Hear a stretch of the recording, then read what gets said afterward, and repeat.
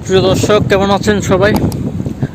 তো আমি এখন বর্তমানে আছি পর্তুগালে। আমি দেখার সুযোগ করে দিচ্ছি যে বাংলাদেশ এম্বাসি পর্তুগালে।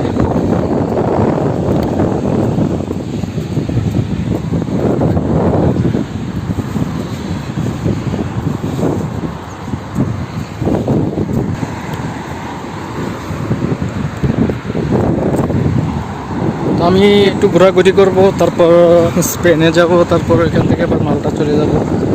জাস্ট একটু বিনোদন। আমি এখন যাচ্ছি বাংলাদেশ এম্বাসি পর্তুগালে। এই যে দেখতে পাচ্ছেন যে আমাদের যে বাংলাদেশের পতাকাটা কিন্তু দেখা যাচ্ছে।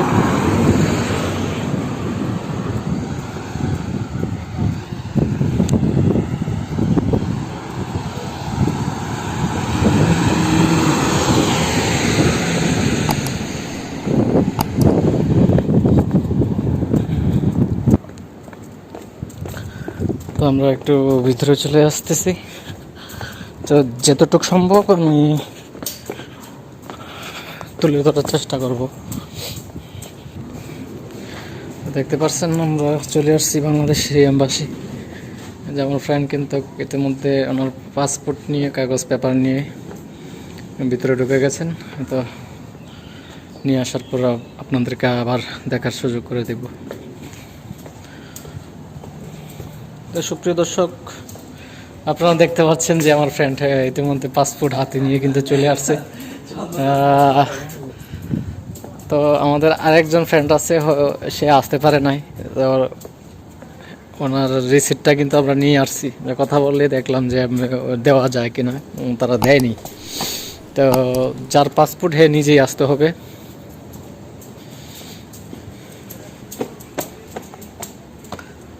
তো এই হচ্ছে পর্তুগালে বাংলাদেশ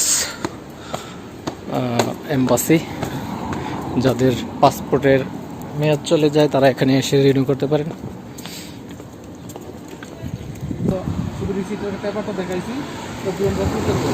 সুপ্রিয় দর্শক, দেখছেন পাসপোর্ট কিন্তু আমরা পেয়ে গেছি। প্রিয় দর্শক, এই যে আবারও দেখার সুযোগ করে দিচ্ছি যে এই যে বাংলাদেশের পতাকা দেখা যায়, এটা হলো বাংলাদেশের এম্বাসি। আর আপনারা বলতে পারেন যে আমি মাল্টা থেকে কেন পর্তুগালে আসছি পাসপোর্ট রিনিউ করার জন্য। তো এক্ষেত্রে আমি বলবো যে আপনাদেরকে মাল্টাতে বাংলাদেশ কোনো এম্বাসি নেই। যাদের কাজ করতে গেলে কিন্তু পাসপোর্টের প্রয়োজন হয়, জানেন, এটার মেয়াদ চলে গেলে বিভিন্ন দেশে যেতে হয় রিনিউ করার জন্য। তো মাল্টা না থাকার কারণে আমরা অনেকে ইটালি করে থাকি, বা ফ্রান্সে বা পর্তুগালে। আপনারা যে কোনো দেশে গিয়ে এই বাংলাদেশ এম্বাসিতে কিন্তু রিনিউ করতে পারবেন। তো আপনারা জানেন যে বাংলাদেশ ইউরোপের সেনজেনভুক্ত কান্ট্রিগুলোতে 28টা দেশে আপনি যেতে পারবেন।